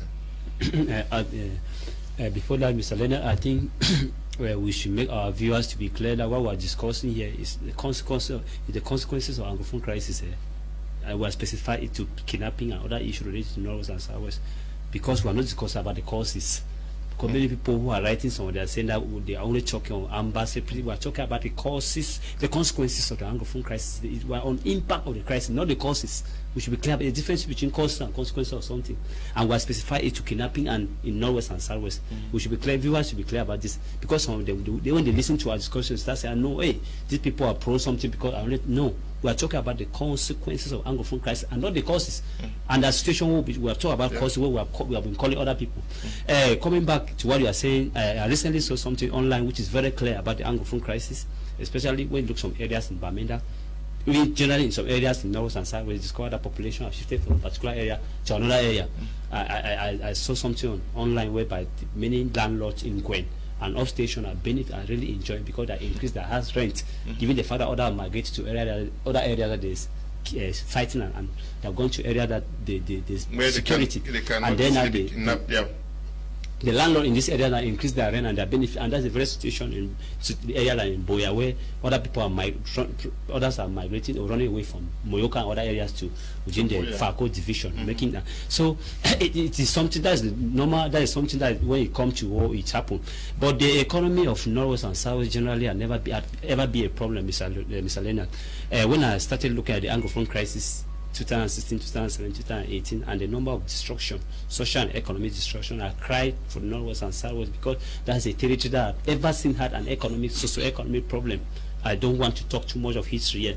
We have known that when the territory was given to Britain, to administer part of Nigeria, Britain have neglected the socio-economic development of North and Southwest between 1922 to 1961. Britain could not open enough schools in the territories. Very few primary schools. That's why most of the politicians in those areas studying in Nigeria. People like Endele Foncha, even the recent the fund of the late man who just recently died in Kumba. He studied in Nigeria because British neglected the opening of secondary school in the area, and there were very few hospitals, and only one stretch of road from Victoria Kumba. So the territory under the British have been neglected socially and economically.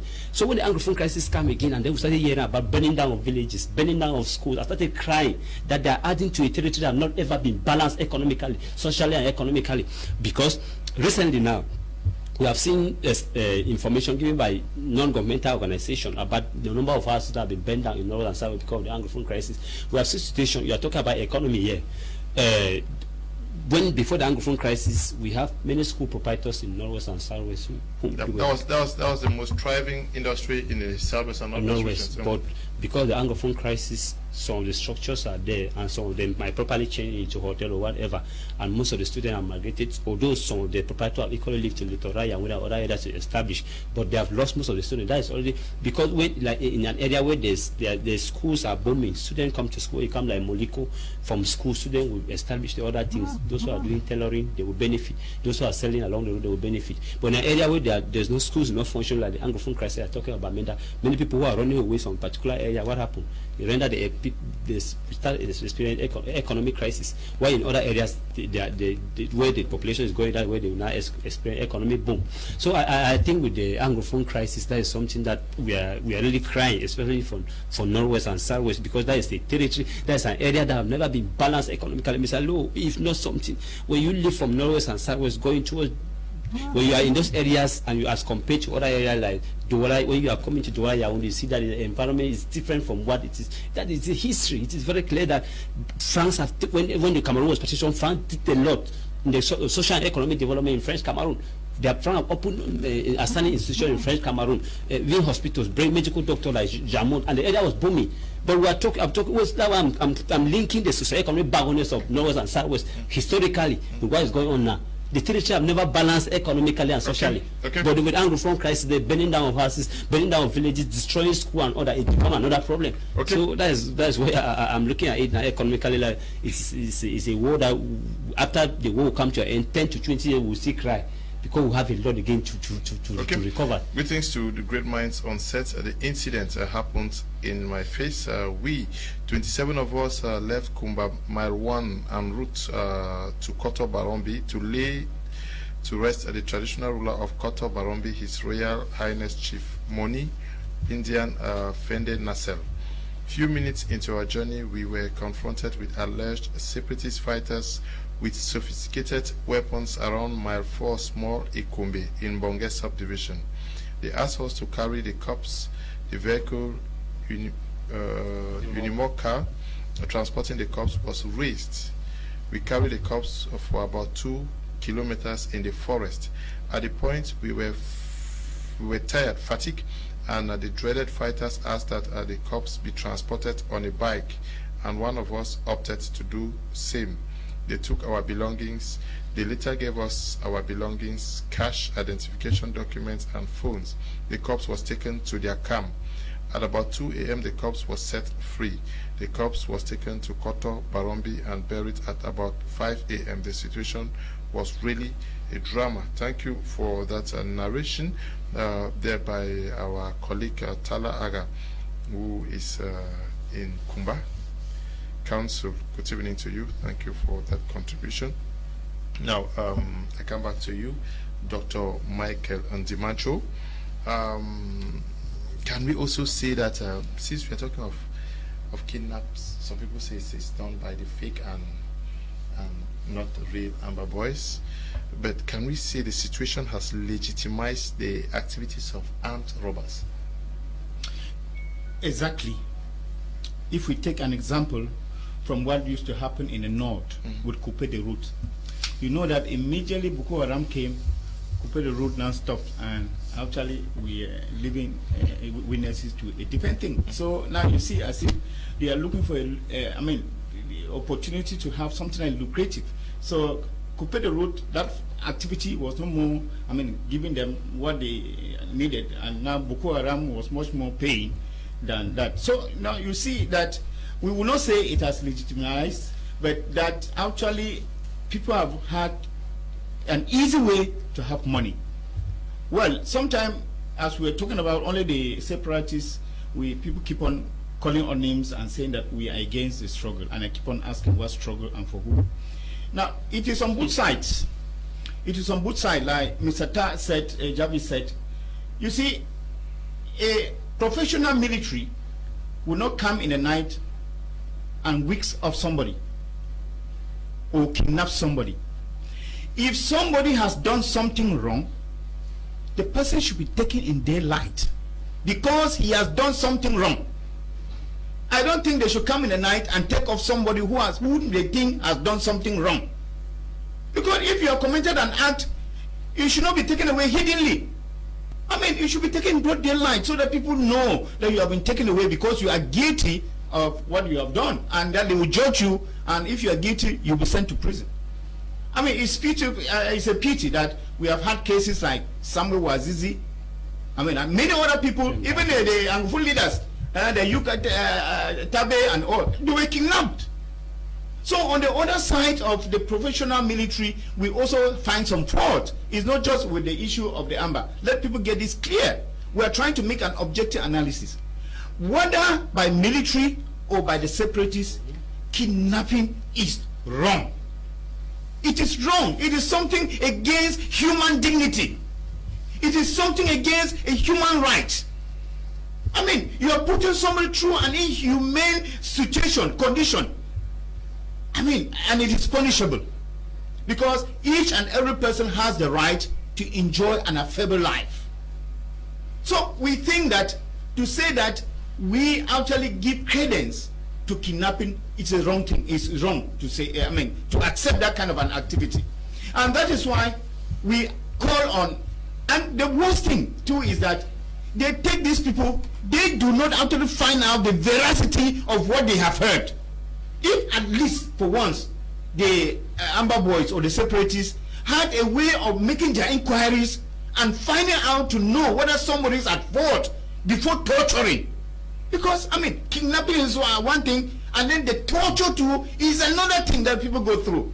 Imagine that when you're already taken out from their comfort zone, you are already psychologically traumatized.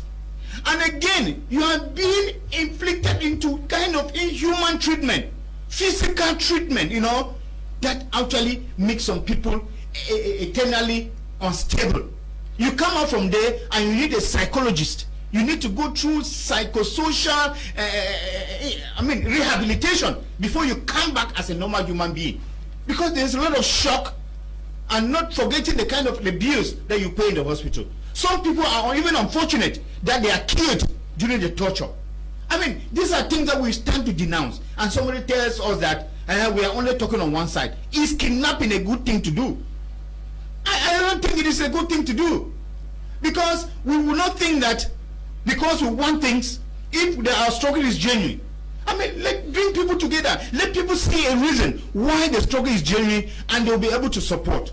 But to think that you have to kidnap people to sail through your goals or to fulfill your economic operation, I think that it is a wrong thing to do. So we cannot say that we give credence or that we legitimize the kidnapping part of the Anglophone crisis. Let people stop it. Let people respect the Anglophones that we are. Yes, I mean, sometimes there are certain issues that we cannot account for as an individual. If you say that the Anglophone have gone through this untold story or untold suffering, I mean, partly I may not be the cause of this. Somebody, my co-partner just talked about why the Anglophone region is the way it is. There are a lot of causes why we are the way from where we are today. So when you think that it is a particular person who has to give an account for what is happening, it is wrong. You have your enemy. Find your enemy. If your enemy is La Republique, please go to those your camps. I mean, they have military bases in the whole of Northwest and Southwest. They are there. I mean, my brother he said, I mean, why don't you find the Jews who are there representing the people? You go to poor neighbor citizens who do not even have a security, and those are the people you flex your muscles with. You go and exercise your heavy weapons on them. I mean, let us face the fact. Those who say that we are on one side, please. I'm just receiving information that a teacher has been kidnapped. I don't want to call his name, and that the persons who took him are asking 40 million francs as a ransom. Should teachers actually go through what that is? I also know that on the way from Womb to Bamenda and vice versa, teachers are particularly targeted. Most often they are taken out of the cars and taken into the bush for monies to be paid. What is the crime of a teacher? The reality is that, as I said earlier, that journalists don't have money as they think. Teachers too. The reality is there. They who kidnap, if some of them have been to school, they should know that teachers manage their lives. So that's why we have the teachers around. Yes. So that's why we have the teachers around. So you cannot kidnap somebody who you try to squeeze water out of a stone. It is not possible. We should stop putting pains on the population. This kidnapping is something that we should be discouraged, if possible. If there are means that these things can be stopped, I think that it should be stopped as soon as possible, because remember, after the chairman was kidnapped, Neil John Fundi, after he's kidnapped and taken into the bush, the last time he was kidnapped, that was the time that his health degenerated, and up till today, that is not really fine. And the late Cardinal Tumi, when he was also taken into the bush, when he came back from there, his health was nothing to write home about. So we should stop inflicting pains on people in the name of a struggle.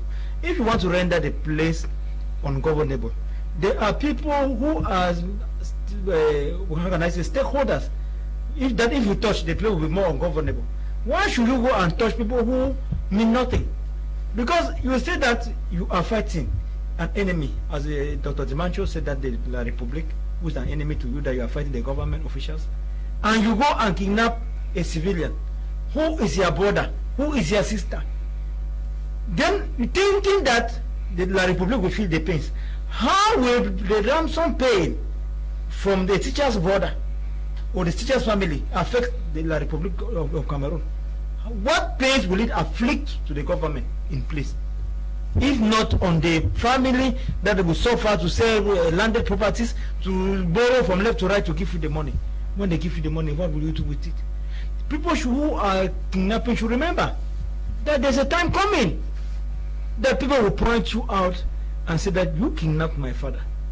You kidnapped me and took me into the bush, because this struggle will one day come to an end. No matter how long it will take, it will one day come to an end. Don't make it in such a way that tomorrow when you are old and walking with a stick like an opa, and a young man gets you well beaten for what you did to the father or what you did to him. People should think of the future when they are doing certain things now. Kidnapping is not good. If you people need means to go about their activities, I think you should look for another way and leave the people alone, because they are not part of your pains and you should not be part of their pain. We have all suffered. If you say that Anglophones were marginalized, all the Anglophones were marginalized. So you have now taken, are you trying to take the Anglophone out of the marginalization into another form of suffering? We cannot, two wrongs cannot make a right. You cannot be condemning somebody for marginalizing the Anglophones and you yourself kidnap, torture, and collect monies from the Anglophone. I'm saying so because when we talk about kidnapping, we are blaming both sides. Because immediately you go to Bamenda, I think it become very precious. When you don't have it psychologically, you will be kidnapped before you are even taken to the station or what. So that's what we are talking about here. Okay. I want to add my voice to the effect of what we have, because people feel like people are saying no, it's a war and there's no modus operandi. People should do whatever they like. Yes, granted, Cameroon is not, may not be a signatory to some tribunals like the International Criminal Court of Justice, like ICJ and ICC. But one thing is sure, like what happened in Rwanda, we have what we call the international, there's a tribunal. A tribunal is always set up in conflict. whether we like it or not, like what happened during the Biafra war, a tribunal is always set up, and the tribunal is set up for who? For those who did act of inhuman, those who carry out war crimes and crimes against humanity. And this tribunal, people are given the opportunity to tell the story as to what happened in their community. And let this be clear that the military and government officials who man command posts of the various divisions and subdivisions and regions will definitely answer for what happened on a certain day, a certain month, a certain time, why certain A, B, C, D, and T was kidnapped or got missing. The same thing will happen for those from this armed separatist group. They should be aware that on a certain day, a tribunal is, it doesn't matter how long it takes. It will come, that for sure. You criticize us that we are taking a stand, go and research on tribunals, and go and research as to what would take for a tribunal to be set up. If you are not a member of ICJ, I remember some government officials bragging that Cameroon is not a signatory to the International Criminal Court of Justice, that of course we are not. Yes, if you are not a signatory, they cannot probe you, but if you belong to United Nations and international, the what we call the tribunal is set up for you to account for what happened. So in this issue of kidnapping, let it be clear that it is not a good thing to kidnap. Those who are managing these fundings for the non-state armed groups should understand that it is because of their mismanagement, which is now a catalyst for this kidnapping. Likewise, on the government or those who are with the military, we have seen cases where people are arrested or illegally taken from their quarters, and they end up in the gendarmeries, and you start hearing 400,000, 200,000. After they threaten you that if you don't come and give 200,000, that person will whisk off to Yaoundé, and at one point in time you start getting middleman coming in. I know somebody that knows somebody. You send this case, like a case happened in Moya, which one person was killed, and at the end of the day, no accountability. So we must be clear that both parties will be brought on the table for a tribunal, and they shall render their account and count. Likewise, you count your blessing one by one. They shall count their atrocities one by one. Okay, good evening, Mr. Liu. The kidnappers are just thieves who have realized that kidnapping pays and it's a new job. The victims are anyone they can torture to get money from, especially the rich and influential. Kidnappings with regards to the Anglophone struggle died long ago. Tiku Felix Ndip is writing from Boya. Good evening, good evening to you. Good evening, Mr. Liu and co. Panelists it's Inades writing from Oyuka. I really love your program. Please continue. The Lord is your strength. Amen and thank you. Mr. Liu, reason being that this teacher family are all abroad, as this is a good thing. Okay, they're asking for 40 million from this teacher because they say the family members are all abroad. Now, honestly, your panelists are not honest. The government has military really. Okay. Mr. Liu, good evening. We need to pray that God should intervene because the both sides are the same. How can you believe that they say Amber kidnap and the uniform men are collecting 1.8 per each taxi that runs Bambi Road? And yesterday 1.8 million? Is it possible? Yes, you are a teacher. Very bad for you people. Yeah, it is very bad for you. We initiated a strike alongside the lawyers. We initiated a strike. We had our own we had our own grievances, which are not political, as we know. But notwithstanding, example for issue of the particular kidnap of this particular teacher, they are talking about how many million the teacher is supposed to pay. It is something that is unbearable, and I keep asking myself that we as teachers and there are some of these people who are involved in this kidnapping, that we teachers we taught them, and they are able to read and write and to communicate to people in English. There's a certain area that they even send flyers that they are written and communicate in English. That it was some of these teachers that taught them. But earlier, there's some 2 or 4 months ago, Mr. Liu, there's Minister of Secondary Education sent a communique whereby they were putting serious pressures on teachers that there are some areas that if teachers don't go there, if teachers are not teaching there, there will be a problem, there will be sanctioned. 2-3 months ago, I keep asking myself. One day I was on this very platform. I said to myself on this platform that there's a problem sometimes with some communiques that is signed by the government, because there are some areas that you know very well that even you as a minister, even you as a governor, even you as a Joe, you cannot go there. Would that be well secure, well protected? sometimes in armored car. But because you are a Cameroonian with a different status, or you are a Cameroonian from a different area, or you are a Cameroonian with different from maybe hierarchy, you now say that a poor common teacher signing communicator teacher should go to a particular area. I think sometimes it's very funny. But notwithstanding, I come back to applaud the government, especially the regional delegate or delegation of Southwest region, for the recent communique whereby most of the teachers in the Libya language division, all of them have been removed and sent to other area. Why? Because of what? Insecurity. Because of what? Kidnapping. Because of what? Torture of teachers. I think we are all Cameroonians. I wish that it should be extended to Northwest. The regional delegation of Northwest should cried too much. The parents were crying. But the parents are crying, but that's the if the teacher are there, they will be kidnapped, as we are crying of issue of kidnapping here. It is something that is it is. So what I'm saying is that I wish it should be extended to the regional delegation of Northwest. Within Northwest, there are some division that we know that a teacher cannot live there. Okay. Even when police are going there, they are well secure in armored cars. But because Cameroonian think that there are some other Cameroonians who are more better than others, which is not fair. Okay, dear Mr. Liu, all separatist camps on the ground, especially in the Northwest, ask for ransom from bereaved families. Most dead bodies are now buried out of their hometowns against their wish. The worst is that at Amber control post, the guys ask money from all passengers and not only from the driver. Chick is writing from Bamenda. Hello, is Samuel Mba from Bamenda. Let's us some killing. I don't know what you mean by that. Good evening, Mr. Liu. Good evening, Mr. Liu. To you in the studio, Mr. Liu, the only thing that can solve the Anglophone crisis is for the government to call on the soldiers to the barracks. Then, on the other hand, the Anglophone diaspora to call the Ambazonians for effective dialogue. Simple. Okay. Hello. Good evening, Mr. Liu. Oh, the calls keep coming. Good evening, Mr. Liu. I like your programs, but there is time for everything. Clovis from Bamenda says, I will not lie to you. Okay, good evening to you. Mr. Liu, good evening. Dub Dinga writing from Babili. Is there any union treaty between the two? Okay. Good evening, Mr. Liu. I'm enjoying the program. Please, let's go straight to the point. Okay. Hello, Mr. Liu. Good evening. Is it right for an officer to call you an Amber? Okay. Good evening, Mr. Liu. It's Ichu Bertrand from Douala. I'm really enjoying your program.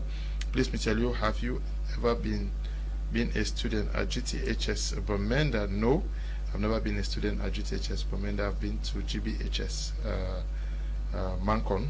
That's the school I went to in Bamenda. Good evening, Mr. Liu. Those people who pay money for dead corpses are people who are not contributing. Yeah. Okay. Good evening. The reasons why corpses are being kidnapped is because they are staying in East Cameroon. And Pardo writing. Good. Okay. Mr. Liu, keep up the good job. Thank you. Chief Kendo says, good evening, Mr. Liu and panelists. Please, we should not forget that the United Nations gave Paul Biya on the 2 maps and they signed the Green Tree Accord. Chief Kendo writing from Bamenda. I'm sure Dr. Munzo explained that 2 map. Good evening, Mr. Liu. The innocent civilians are the ones suffering because of both sides. Good evening, Mr. Liu. Good evening. Both sides are not innocent. Good evening. I'll not mention my name. Okay. Good evening, Mr. Liu. I love your program so much. My auntie has just been kidnapped. Okay. This one says we should not blame Amber Boys. Cameroon government fed the soldiers, but the others are not being fed. Good evening, Mr. Liu. It's Clovis writing from Yaoundé. Some of these boys are jobless people. Good evening, Mr. Liu. I'm Levinus writing from Besat. The main cause, the problem is the government. Good evening, Mr. Liu, and the entire panel. Is more grace to you for educating us all the time. Mr. Liu, I totally disagree with you that insulting is part of democracy. Yeah, what do you want me to say? I should ask them not to insult? They have the right to say whatever they want to say. When the military pick up someone without a warrant or take them to an unknown destination, what do you call it? Good evening, Mr. Liu. I really love your program, Mr. Liu. It teaches us who are the future of Cameroon. This one says, do us a favor and bring Paul Biya and the Minister of Territorial Administration and Issa Chiroma to the panel. Okay. Please forward that fine talk to La Republique because Amber are fighting for the truth. These boys have missed their course the moment they started kidnapping for ransom. Hello, good evening to you all in the studio. I'm Lamuel from Akum. We the common people are suffering. Good evening, Mr. Liu. I love your program because it's very educative. Okay. Amber are the ones disturbing the whole area. I'm Lollipop writing from Andembas. Greetings to all. Mr. Liu, I think the journalists are not united. Okay. Good evening, Mr. Liu. I like the program. It's educative. I want to say that those who are using aggressive words to just turn off their TV channels instead of insulting. Frankis is writing from Douala. Greetings, sir. Kidnappings are performed by both parties, but I pray that dialogue should prevail. The military, okay, went to my brother's house on Sunday and took him without a reason. Good evening, Mr. Kum. Okay, the messages are just flooding. We have to end at this juncture. Dr. Michael Ndibanchu, thank you for coming. It was a pleasure, you, and just to say that for any meaningful dialogue to be realized, there needs to be flexibility. Let us all exercise this spirit of flexibility because you cannot hang on your own point. For us to be able to come back as brothers and sisters, we should be able to give away our own point, take the point of the other person, and I think that that meaningful dialogue can be ensued. Okay, thank you for coming too. It's a pleasure, Leo. What I will have to say is that the government should see into how they will solve this problem, because as long as the problem continues, all these atrocities will be committed. And I would also like to tell the people kidnapping that they should stop kidnapping, because when you kidnap, if you have to see how the family members, they panic, how they suffer, how they cry about how they have sleepless nights, I think you will stop kidnapping, because it is not easy for families. So let love lead. Let love lead. Let love lead. Okay. Because those who are pointing fingers that kidnap these people have money, this one have so many family members abroad. There are people who are our brothers, whom we are supposed to live as one, who are against us. So I think that let's love each other and stop setting up others or settling scores in these things. Tamai Jarvis, thank you for coming. Thank you, Mr. Liu. I have this appeal to make for the two parties, the government fighters and the non-state armed groups, and I want to add to their individual supporters. Dear brothers and sisters, remember that you are fighting for an interest, not a position. The interest you are fighting for is that the man in Widikum, the man in Kwakwa, the man in Kikaikilaiki, the man in Alo, the man in Anyalewo, the man in Manu should have security. His properties should be safe, should have democracy, should have freedom of expression, should have good economic background. These are the interests you are fighting for. Now your position could be federation, decentralization, separation. That is your position. But there is an interest in a conflict. You all have one interest, and that interest is me. These people sitting here, those who are watching, our mothers and brothers, those are their interests. Now, if you start kidnapping us, you start fighting against us, then you are not fighting for interests, you are fighting for what I call personalism, fighting a cause, putting the general interest in front, but your private interest is the money. Okay. So I want to thank you all for giving us names, and I want to tell you that when it is blue, it's blue, when it's black, it's black. I've read some comments. When I hit the military, I hear you say, take one man. When I hit you, you say, no, you're a bush journalist. Regardless of how we are, the TV is there. Come and talk and take responsibility for your statement. Mr. Lu, I'm happy to be here, and I wish to talk to all Cameroonians that we are all Cameroonians. I keep saying you are not better than me because you are an administrative authority or your hierarchy. We are all Cameroonians, and I will go by saying that we as a people, we keep calling dialogue, or very soon the name dialogue will itself finish, but we keep calling it, and we believe that one day Cameroonian will be honest and will be humble enough to sit on the table and face each other and talk. I will also end up by saying that we as a people in Cameroon, we should fight against foreign influence. We should fight against foreign intervention, because of this, our problems are influenced by external influence. We should fight this Italian Prime Minister who cried that France should decolonize Africa. We should be free from foreign influence so that our problem we can settle within ourselves. Mr. Liu, we have seen of recent a certain French Prime Minister crying that African Union should look into Anglophone problem. We don't want that. We want that they themselves. France is one of the members of the United Nations Security Council. Let him channel the matter to the United Nations Security Security Council. The whole of Africa, they don't have any representation in the United Nations Security Council. You should stop deceiving us. We should pray against external influence in Cameroon. We believe that if we as a people are completely independent economically, socially, and politically, we will solve our problems. Sometimes this problem are hard to be solved because politically being influenced by external influence. That's whereby decisions are coming from somewhere, say that do like this, and we are killing ourselves. Where are the weapons coming from? Where are the guns coming from? From the Europeans, those who are producing the guns, who are making money. We should be clear about this and believe in Pan-Africanism and be ourselves as Africans and stop looking or stop relying on, we are seeing what is going on in Chad and other countries. We should shine our eyes and believe that we as the people who can sit together and solve our own problems and not relying on other people or strangers who will come and destroy or bring division among us so that they will exploit us. Okay, we want to thank you all who took time off to watch the program, and also to you, Desmond and Eli, Bertrand, and well, thank you, and even to you who spend time to insult people on this platform. I say thank you. It spurs us to work even harder, and stay blessed. Bye bye.